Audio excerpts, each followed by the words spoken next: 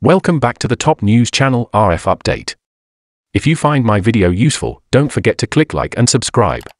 Reveal original form. Boris throws Sturgeon in the trash when the SNP's dark conspiracy is revealed. She believed Mr. Johnson has many questions to answer. I think there may well be many in Scotland who think that statement could well apply to her too. On the other hand, some comments say, Nicola Blackhead travelled 600 miles in lockdown back to Scotland that he apologised for, you went to a funeral without a mask that you apologised for, and the farcical inquiry into your behaviour where you didn't recall anything was laughable. As yet no evidence that Boris held a party, or is it trial by our disgusting media okay with you? Another person named Speaky Beaky said, Westminster holding us back. More like Westminster have been propping us up, where would we be if it wasn't for the handouts we've received from Westminster? Because as sure as night turns today we'd be up Chit Street without a paddle, the SNP couldn't run a raffle never mind a country, give it up Sturgeon we're sick fed up listening to you. Indeed, one source said Sturgeon said, they are stifling our progress. As the newest justification for IndyRef 2, Sturgeon cites the number 10 party saga. Sturgeon has used the Downing Street Christmas party incident as evidence that Scotland is being held back by Westminster and that it should become an autonomous state. Some readers said, take your independence in full and stop begging the us for money. Scotland won't last 6 weeks without England funding it. But I admit it will be both funny and interesting to watch. Sturgeon lied last year, remember her little party with her sister with no mask on? Maybe she should step down too. Another person named Sparky82 made it clear, Sturgeon is in no position to come out with such comments.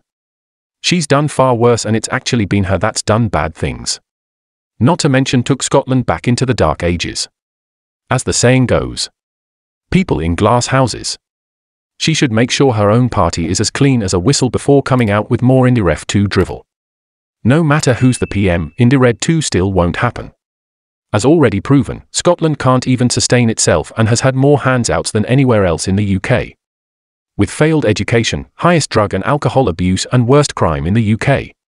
Not to mention the highest percentage in the UK which receive benefits. And that's just a start. But hey ho.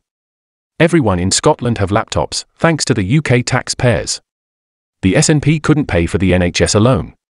Never mind policing, education, benefits, and everything else needed.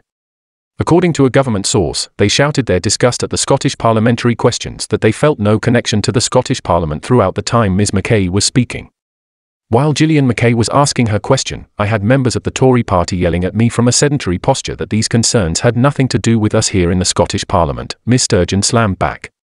This country's democratic ideals and values important to all of us who care about them, says John F. Kennedy III. A reader named Marnie stated, Scotland will not be independent if she leaves the UK though, will she? By joining the EU she'll have no jurisdiction over laws passed by the EU. Meanwhile her fishing industry will be decimated by large German and Dutch trawlers just like our industry is being decimated. Then there is the immigrant issues to deal with, not to mention security issues. The Scottish people have already voted to stay in the Union. What part of this vote don't the SNP understand? Their people voted to stay. Time to accept it and stop being bitter.